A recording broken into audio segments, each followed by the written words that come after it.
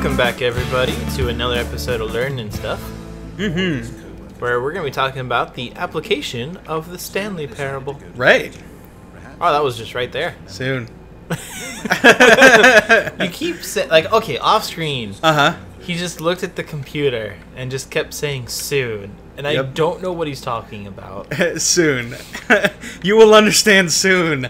I don't... okay. Trust me. Okay. Trust me. So the Stanley Parable. Yep. It's a weird game.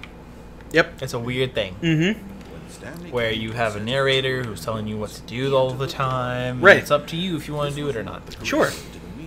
And, I mean, the whole context, just to do a quick recap, Okay. is very fluid. Right. But the main context is you're Stanley. Yep. You were working in a cubicle your entire life. Right. Doing what you're told. Yep. Till one day something weird happens and you go to investigate. Yeah. And from there, who knows what the context is. And then the meaning that we talked about last week was all about the illusion of choice. Yes. Both in video games and in life. Yep. Whether we had free will or not. Okay. Also, that this entire game is a commentary on games. Yes. And the game industry as a whole. Correct. Now, how can we take those meanings and apply them to make our lives better? Alright. So we're going to have to start at one thing at a time. Oh yeah. Alright. Oh. It's to the right man mistake. Fine then. Fine. Whatever. Anyways. Yep. So, one thing at a time. Alright. So which one do we want to start with? Let's start... well, I'm not going to start with the big one. Let's start with how this entire thing is a commentary on the game industry as a whole. Okay. Alright. So... Okay, yes. I've got it. Alright. This is going to take a little bit to... It's going to be a little... It ain't going to be easy. Alright. So the very first part of application... actually thinking critically about games. Yes. It's to take a look at them and say, like, alright, what are they doing? How are they doing it? Can it be made better? And, like, just critically examining games to, like, dissect them, take them apart, and be like, alright, what is this and what is everything? Yeah, which is what I normally do when I play games. Yep. Like, I always think about games critically. Sure. I think about what they're doing, how well they're doing it, and how they could do it better. Okay. Which is also my review process. Okay. For when I review a game. Okay. Which I want to learn how to review games better. Right. So I'm always thinking critically about a game and what's it trying to do, how well does it do it, how well does it fit within the industry itself. Right. And I think, you know, there are a lot of issues with the gaming industry. Yeah. And it's always changing and something is always going on. Okay. So I think it's really important to analyze it and critique it. Yeah. Yeah. For sure. Alright, so that's the first step to applying a critique on the game industry. Yeah. The second thing is to, like, I guess identify, like, actually do the, like, not just to start thinking critically, but to actually do that critique. Alright, how would you do that critique? Alright, so critiquing is not my strength. Okay. But I do have a few general sort of rules I try to follow. Alright. Which involve, like, identifying what is something, particularly a game, right? Yeah. Because there's so many games. Every game has to be, like, it has to do something to stick with you, right? Yeah. Or at least to be distinctive enough that you remember it for later. Or that at least, like, there's Minecraft and then there's a bunch of games that are... clones. Right, exactly. So what do you do to, like, make that distinguished, right? Yeah, what do you do to make your mark on something? Right. Because, I mean, a lot of people kind of, like, poo-poo the Minecraft clones. Right. But Minecraft is a clone of other games. Yeah. And it's copying things from other games. Right. I mean, it copied from Lego. Yeah. Lego, I'm pretty sure, got from linking logs. Linking logs probably got it from when some guy's dad built a log cabin. I mean, you know, that sounds reasonable. So, I think those things, I mean, when you're taking from something so blatantly, I think you need to improve it. Yep. And when you get into issue with those clones is they're not improving it. Okay. And I agree. Yeah. So you've got to take a look and say, all right, here's what makes my thing different, unique, and as you said, like, it needs to be better than the status quo. Yeah.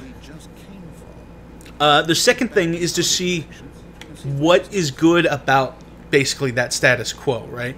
What is good about this game? Like, say, Call of Duty. Why is Call of Duty successful? Why do people like it?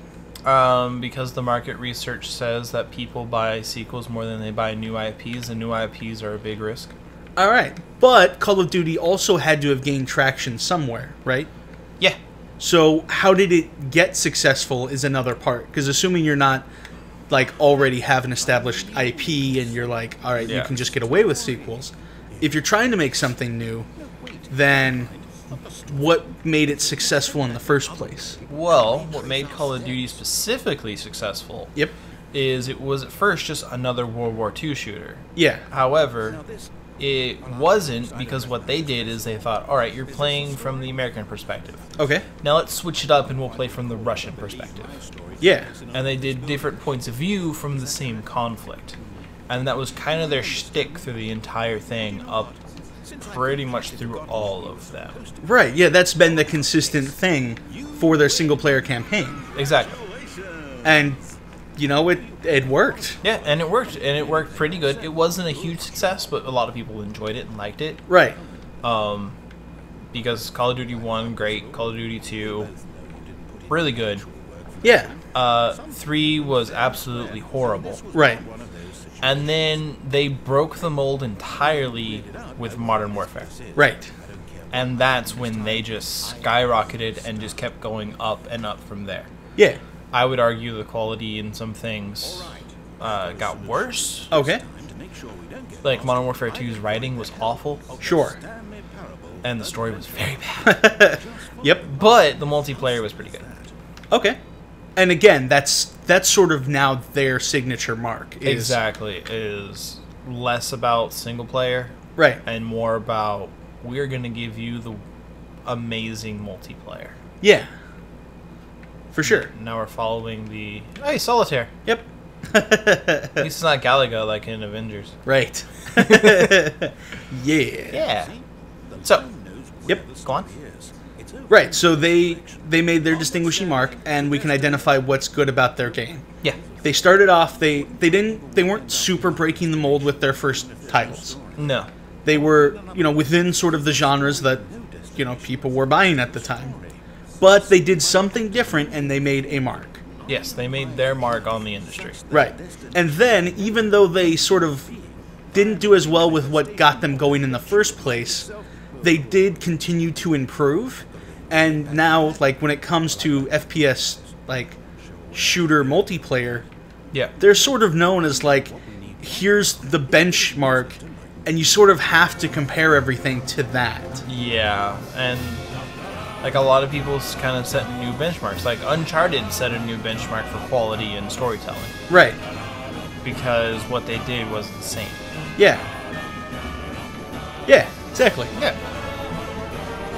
And so you just gotta, you know, make your mark on things. Yeah, for sure.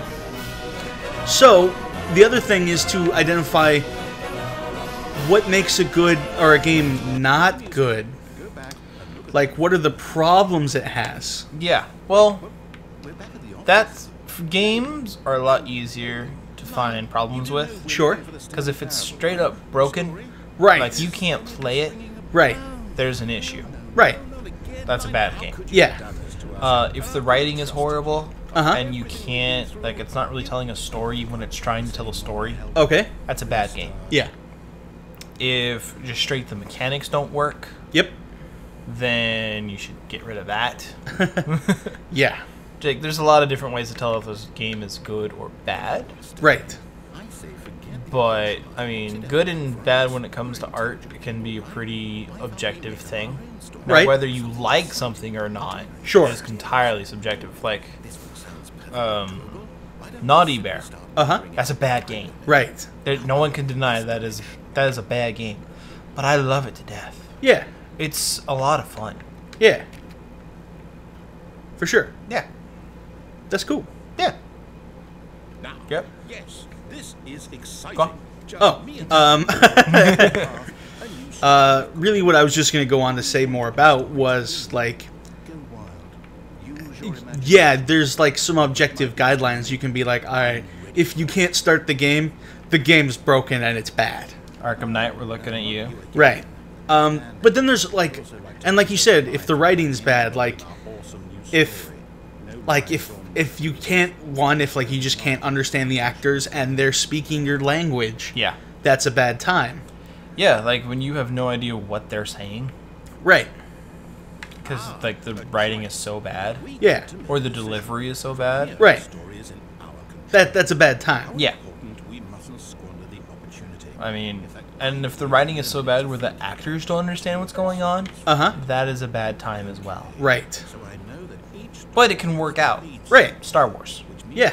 I For sure. mean, the actors have gone on multiple times and being like, you can write this, but you can't say it. Right, exactly. Yeah, yeah. Like, it may look fine on paper, but there's When you're trying to say it, it's all kind of weird.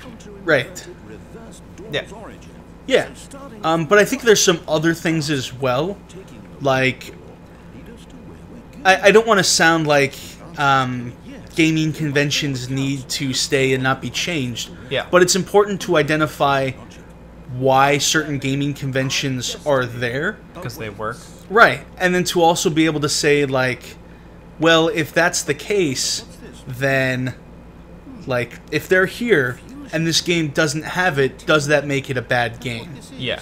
I think gaming conventions are there for a reason. I mean, you do need a benchmark to stay at. Right. To be like, this is kind of how walking works. You have to move your character. Right. If you can't move your character, you can't progress. Right. It's a bad time. Exactly, and I think that does need to be a thing.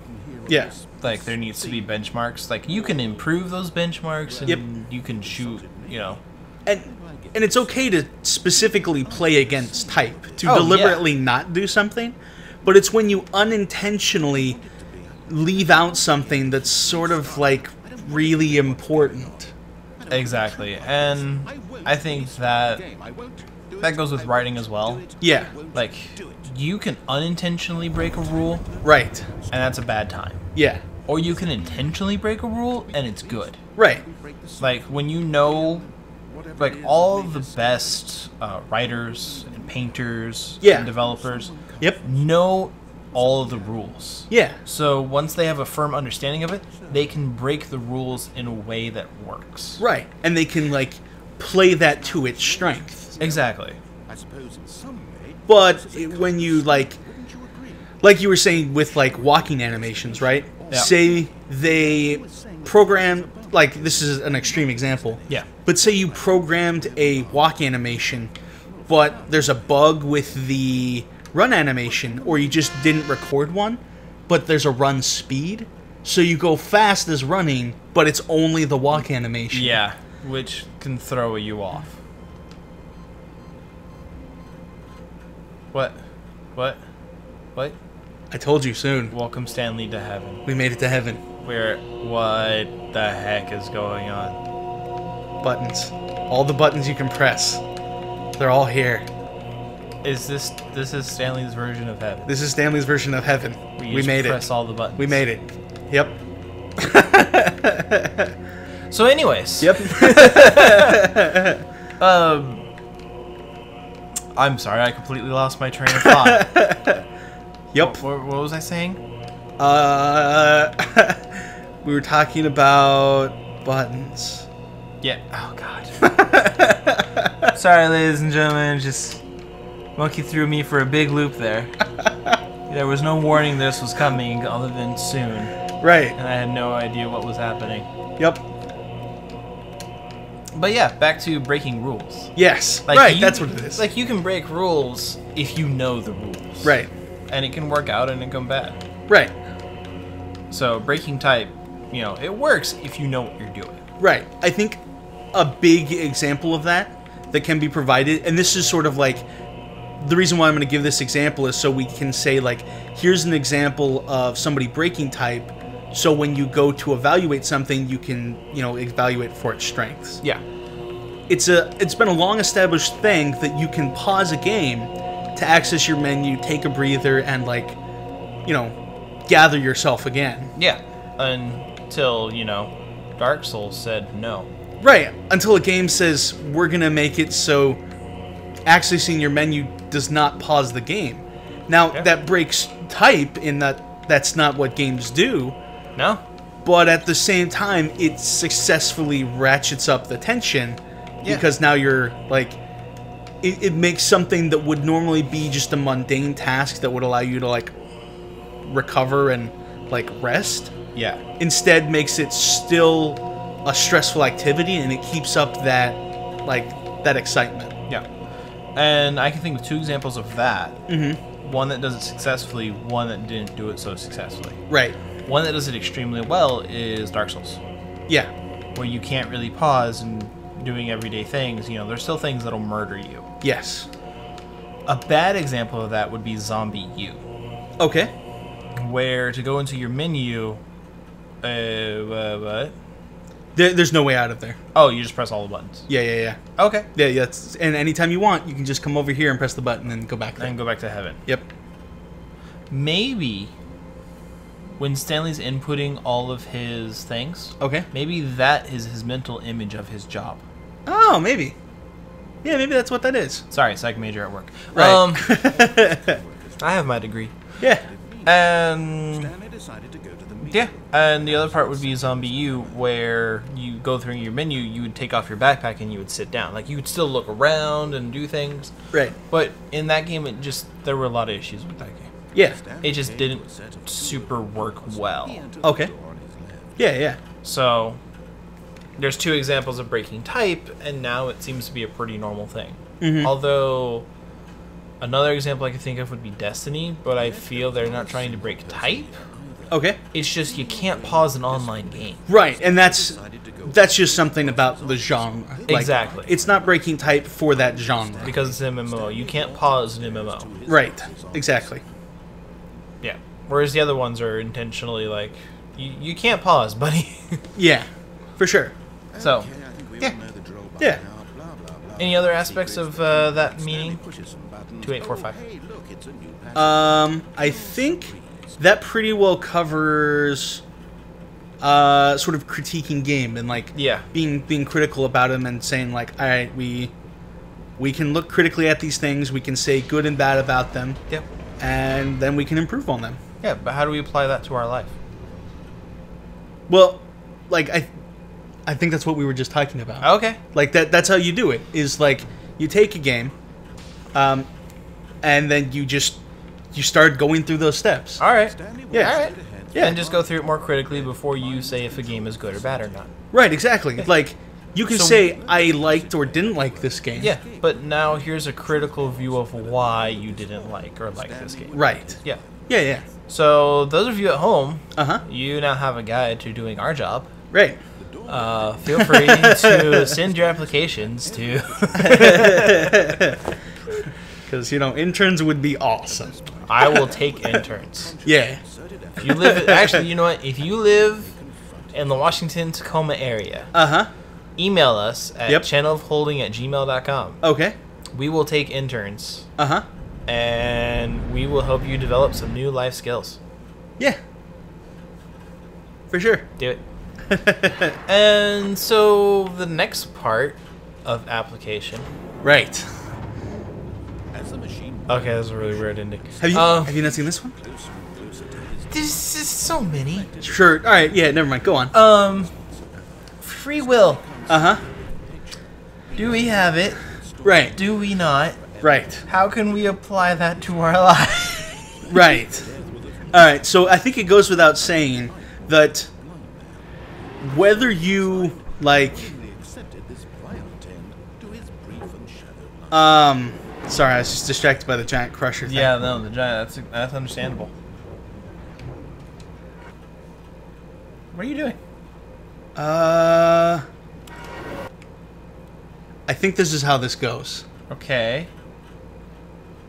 Resume the game? I think that's how that works. What? You're supposed to quit before you die. This is the story of a man named Stanley. What? We'll see if it worked. Okay, anyways. Yep. So, free will. Yeah. Go on. Right. So, I think it goes without saying that whether you intentionally, like, acknowledge and believe in free will or not, like, that influences how you live. Oh, right? yeah. I mean, you can take it good or bad. Uh-huh. Some people use it as, well, I don't have free will. Right. Therefore, if I kill someone, it wasn't my will. It wasn't my doing. Sure. Just to admire it. Yeah. Yep. But at the same time, there's also, like... Stanley for the first Alright, so... Alright, because of where I come from in life, Yep. and, like... We call that a worldview. Right, because of my worldview, particularly, like, as a Christian, Yep. like... and got back on track. The question of free will is something that's actually talked about quite a bit. Oh, yes. And, like, the... Sort of like the general Christian understanding is that there's, like, these two major, like, you know, sides, like... Calvinist and Arminianism? Right. Yeah, yeah. Where it's like free will or not free will. And there's extremes that say one or the other. But at the same time, like, I think proper Christian theology, and again, this is because this is where I'm coming from, Yep. is that there is both, like, free will and also, like... Preordained things. Right, they're, like, you have, and, how about this? So, like, you have free will. Do I go this way again? I don't know. I'm gonna go this way again. Okay. We'll see if it works. Although this passageway had the word escape, Um, the truth was that at the right, so, Stanley would meet a child, a baby has free will, Yes. right? But, at the same time, you can pick up a baby the opportunity to and move it around and, like, And force it to do something. right. Yeah, I feel people do that to each other all the time. Right, exactly. Like, there's influencers and everything in the world that can move you to do something, whether you intentionally allow it or not. Yeah. And I think, like, being mindful of that is, like, the first part of, like, application of, like, this discussion of free will. Yeah. Alright, so when I think about free will, here's, like, the thought pattern that goes through my head, alright? Okay. And I think this... Follow me on this, alright? Alright. So, it starts with... It starts with acknowledging, like, you have a measure of free will. Like, you can choose what you do. Yeah, I can choose if I want to have steak for dinner that my parents made, or I can choose to make my own thing. Right. But there's also other forces beyond yourself that will attempt to influence you Yep. to do things. Yeah. Like, mom and dad can be like, you know, you can make your own thing. Or, you know, you could cause more dishes and make more of a mess that we have to clean up. Right. Yeah. Yeah. So, acknowledging that, I think, is the first part of applying this whole question of free will. Yeah, acknowledging that there are influencers that you can follow or you cannot. Yeah. For sure. The second thing to that is to, like, then take a look at those two sub-components, free will and outside influencers, Okay. and to, I guess, sort of critically take a look at those. Yeah. Um, And I guess really the whole thing about this entire application process is just think critically about Right. more things than what people are currently doing. Yeah. And there's something to be said that it's not... This game, applying this isn't to be a critical person. No, I'm not saying being overly critical because we already have enough of that. I mean, the internet. Right, exactly. Look at the internet. Right. But to think critically Yeah. is important. I think critical thinking is a very important skill Yes. that I think everybody should have. Absolutely. But like you said, that doesn't make you a critical person. Right. And someone, like, you shouldn't be overly critical of things. You should just think intelligently about things. Yeah, for sure. Just don't go overboard, because then you got the internet, and nobody wants the internet. Yeah. No, that's a problem. For sure. Yeah. No, those are great ways of putting it. Yeah. I think that's our most interesting application yet. Yes. And I think, that's what I'm going to do, is I'm going to start, like, I already think pretty critically about things. Yep. Especially about games. Right. I know I'm going to start thinking critically more about, those sort of things. And I'm very happy that you were ending this in the behind-the-scenes room. I was trying to make sure it lined up like that. Okay. It was intentional. All right. Monkey does this a lot. He has intentional things, but he doesn't tell me at all. Right. Yeah. Yeah. The game is now paused. Yep. So yeah, no. That's a great way of putting it. Yeah. Yeah. Yeah. So we would love to know what you guys got out of the meeting. Absolutely. And what you guys saw in ways you can apply it in your life. Mm-hmm. We would love to know, and you should put them down in the comments below, down there. Yeah. Right there. I know you see them. Yeah. We like that communication. We would love some communication. Yeah. Building this community. Mm-hmm. Yeah. So, we hope you enjoy this, and we'll see you all next time with a new game. Awesome. Well, hope to see you back next time. Yeah. Bye.